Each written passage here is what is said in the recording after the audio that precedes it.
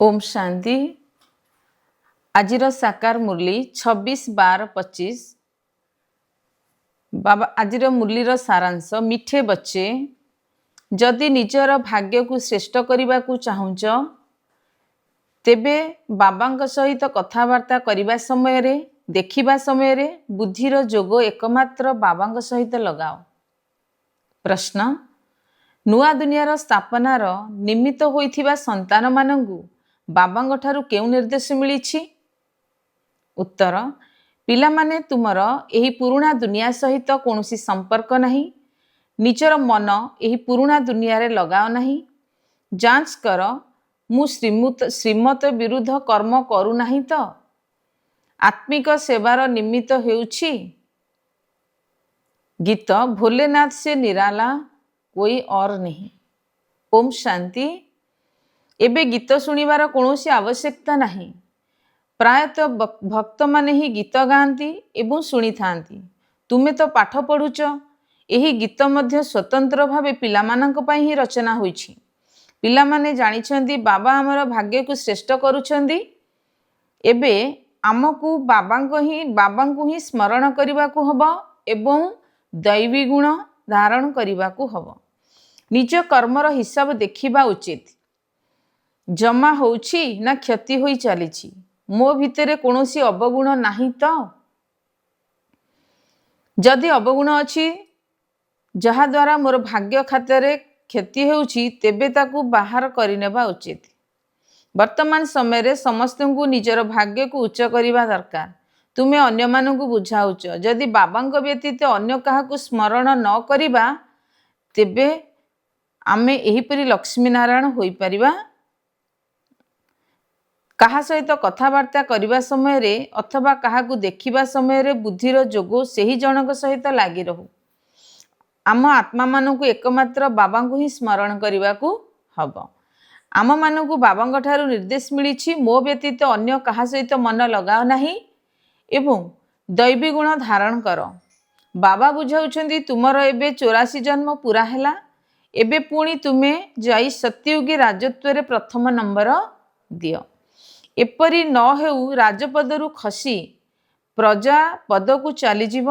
प्रजारु मध्य आहुरी तलकू चलीजीव ना। सेथिपाई निजर जांच करि चल।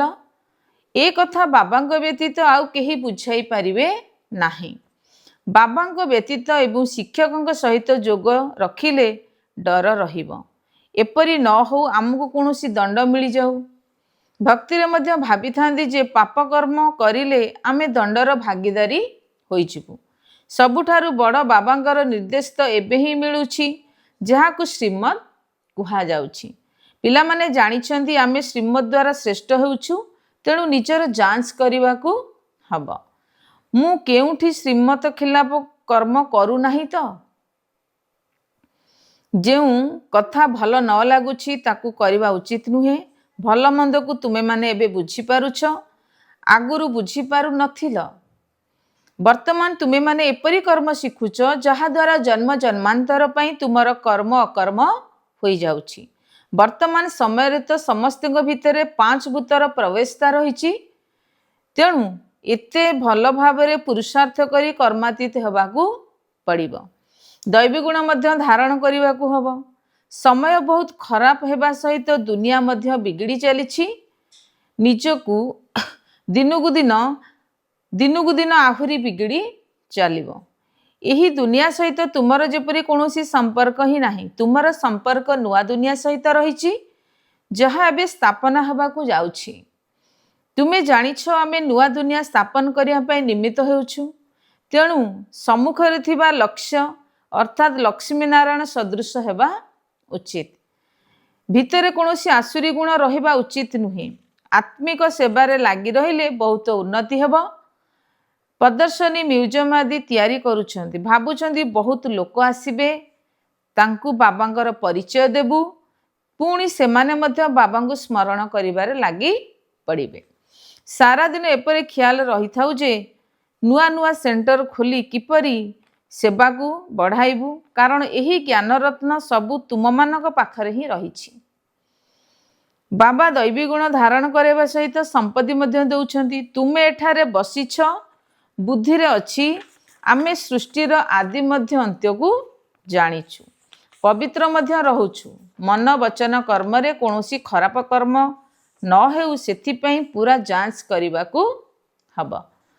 बाबा आसीचंदी पतित मानक पावन करने पई एथिपई जुक्ति मध्य बढ़ाई चलीछंती तुम मानक एबे सेही कथा ही रमण करवा उचित सेंटर खोली बहुत को निमंत्रण देवा को हब यही ज्ञान को अति आनंदर सहित बुझाइबा उचित यही पुराणा दुनिया विनाश हो जिवो तेणु प्रथमे नुआ दुनियार स्थापना हवा जरूरी स्थापना मध्य संगम जुगरे हेउछि ए कथा मध्य मनुष्य मानकु जणा नाही जे वर्तमान संगम जुग चलीछि ए कथा मध्य बुझाइबा को हब जे नुआ दुनियार स्थापना पुराणा दुनियार विनाश यह संगम अटे।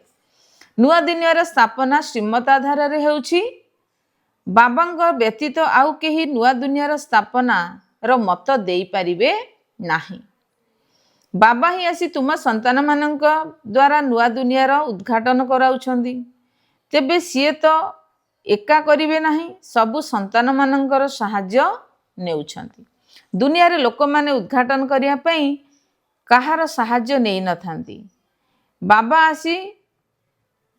आसी कईची द्वारा रिबन काटी थांती एठार तो से कथा नहीं एथिरे तुमे ब्राह्मण कुलभूषण माने सहयोगी हेउछ वर्तमान सबु मनुष्य रास्ता बिल्कुल भूली जाइछंती पतित दुनिया को पावन करिवार नाम बाबांकर ही अटे बाबा ही नुआ दुनियार स्थापना करुछंती जहा पई आध्यात्मिक ज्ञान देउछंती तुमे जानिछ बाबांग पाखरे नुआ दुनिया स्थापन करिवार उपाय रहिछि भक्ति मार्ग रे तांगु डाकुछंती ना कि हे पतित पावन आस जदिओ शिवंगु पूजा करी चलीछंती किंतु ए कथा जानी नाहांती कि पतित पावन किए दुख रे मने तो पकाउछंती हे भगवान हे राम राम मध्य निराकार को ही कही थांती निराकार को ही सर्वोच्च भगवान बोली कहा जाए किंतु मनुष्य बहुत द्वंद्व रे पड़िछंती बाबा आसी यही द्वंद्वरु बाहर करुछंती जेपरी कुहुड़ी रे मनुष्य द्वंद्व रे पड़ी जांती ना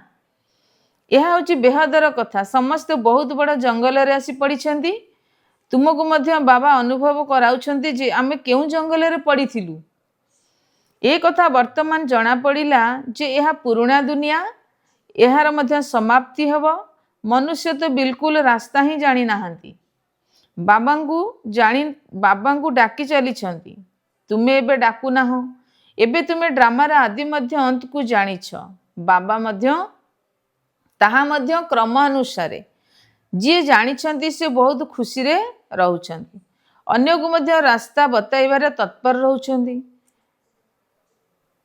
बाबा तो कही चलीछंती बड़ बड़ सेंटर खोल बड़ बड़ चित्र हेले मनुष्य सहजरे बुझी जिवे पिलामानंक निमंते मैप बा चित्र निश्चिंत दरकार कहिबा दरकार यह मध्य स्कूल अटे एठारे एही चमत्कार चित्र रहिछि दुनियार स्कूल रा नक्शा रे मध्य हदर चित्र रही थाए यह होची बेहदर कथा यह मध्य पाठशाला अटे जेउठी बाबा हमकु सृष्टिर आदि मध्य अंतर रहस्य बुझाई योग्य कराउछंती मनुष्य देवता हवा पई यह ईश्वरीय पाठशाला अटे देखा जाइछि मध्य ईश्वरीय विश्वविद्यालय यह होची आत्मिक पाठशाला केवल ईश्वरीय विश्वविद्यालय कहले मनुष्य बुझी पारिबे नाही तेणु यूनिवर्सिटी मध्य लेखिबा दरकार एपरी ईश्वरीय विश्वविद्यालय कोनोसी ठारे नाही बाबा निमंत्रण कार्ड देखिथिले सेथरे किछि शब्द भूली जाई लेखि नथिले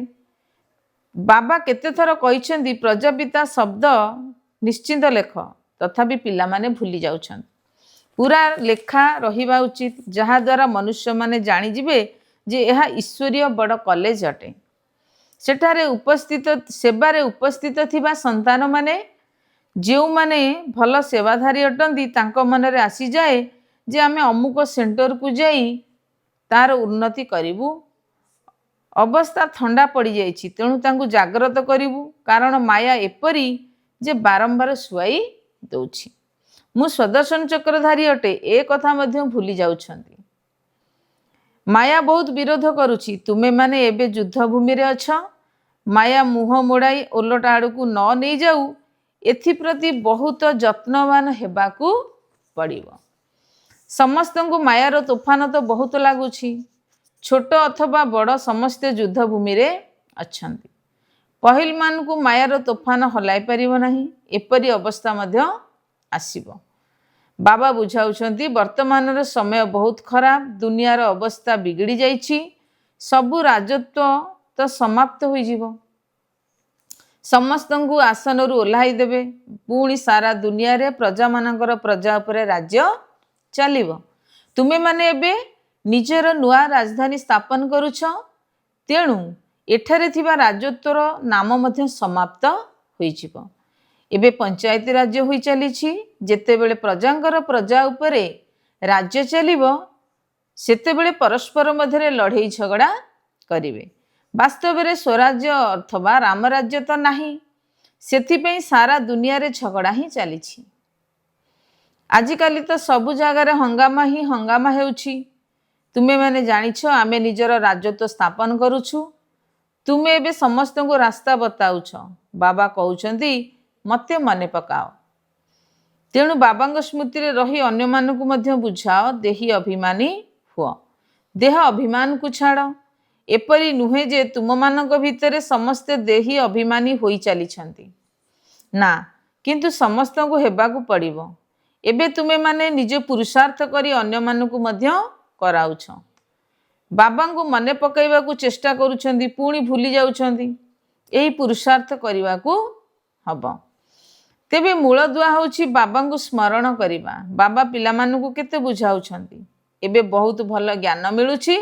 ମୂଳ କଥା ହେଉଛି ପବିତ୍ର ରହିବା। ବାବା ପବିତ୍ର କରିବାକୁ ଆସିଛନ୍ତି, ତେଣୁ ଏବେ ଆଉ ପତିତ ହେବା ଉଚିତ ନୁହେଁ। ମୂଳ କଥା ହେଉଛି ପବିତ୍ର ରହିବା। ଯୋଗ ଦ୍ୱାରା ହିଁ ତୁମେମାନେ ଶତପ୍ରଧାନ ହେବ।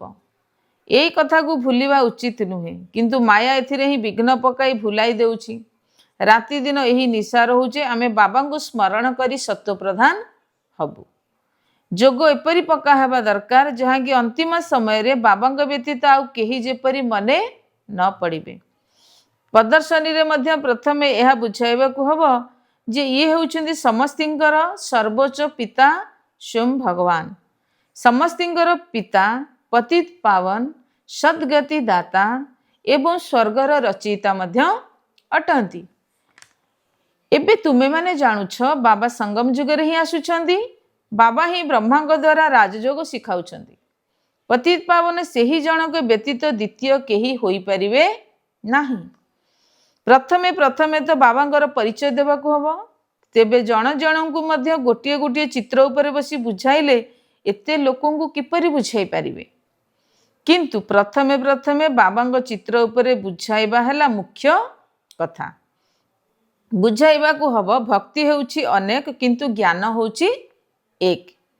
ବାବା ସନ୍ତାନମାନଙ୍କୁ କେତେ ଉପାୟ ବତାଇ ଚାଲିଛନ୍ତି। ପତିତ ପାବନ ହେଉଛନ୍ତି ଏକମାତ୍ର ବାବା, ଯିଏକି ସମସ୍ତଙ୍କୁ ରାସ୍ତା ମଧ୍ୟ କରାଉଛନ୍ତି, ବତାଉଛନ୍ତି। ଭଗବାନ ଗୀତା କେବେ ଶୁଣାଇଥିଲେ ଏ କଥା ମଧ୍ୟ କାହାକୁ ଜଣା ନାହିଁ। ଦ୍ୱାପର ଯୁଗକୁ ସଙ୍ଗମ ଯୁଗ କୁହାଯିବ ନାହିଁ। ଯୁଗେ ଯୁଗେ ତ ବାବା ଆସୁନାହାନ୍ତି। ମନୁଷ୍ୟମାନେ ତ ବିଲକୁଲ ଦ୍ୱନ୍ଦ୍ୱରେ ପଡ଼ିଯାଇଛନ୍ତି। ତେଣୁ ସାରାଦିନ ଏହି ଖିଆଲ ଚାଲୁଛି କି ଅନ୍ୟମାନଙ୍କୁ କିପରି ବୁଝାଇବାକୁ ହେବ। ବାବାଙ୍କୁ ନିର୍ଦ୍ଦେଶ ଦେବାକୁ ପଡ଼ୁଛି। ଟେପ୍ ମାଧ୍ୟମରେ ତ ସମ୍ପୂର୍ଣ୍ଣ ମୁରଲି ଶୁଣିପାରିବ। କେହି କହୁଛନ୍ତି ଟେପ୍ ଦ୍ୱାରା ତ ଆମେ ଶୁଣୁଛୁ, କାହିଁକି ସିଧାସଳଖ ଯାଇ ନ ଶୁଣିବୁ? ସେଥିପାଇଁ ସମ୍ମୁଖକୁ ଆସୁଛନ୍ତି। ପିଲାମାନଙ୍କୁ ବହୁତ ସେବା କରିବାକୁ ହେବ, ରାସ୍ତା ବତାଇବାକୁ ପଡ଼ିବ।